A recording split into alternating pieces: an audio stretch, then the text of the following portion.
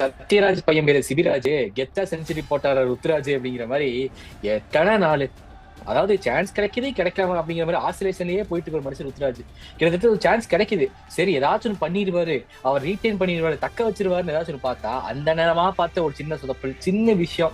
எல்லா match performance இருக்கிறவ கரெக்டா அந்த இடத்துல வரும்போது சொதப்பிடுவாருங்கிற மாதிரி இருந்த சமயத்துல எல்லாம் தாண்டி நல்லபடியா ஒரு வழியா வந்து பாத்தீங்கன்னா செஞ்சுரி போட்டாரு.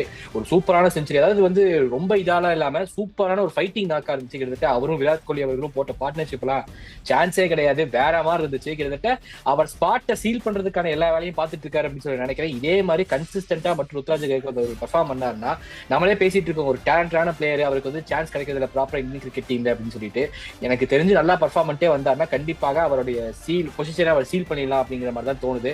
அதே மாதிரி ரொம்ப சூப்பரா பர்ஃபார்ம் இருக்காரு. ஐ திங்க் இது வந்து இந்தியாவோட அந்த இதுக்கே வந்து பாத்தீங்கன்னா பேட்டிங் ஆர்டருக்கே வந்து பாத்தீங்கன்னா ரொம்ப ஒரு பெரிய ப்ராமிசிங் ஸ்டார்ட்டா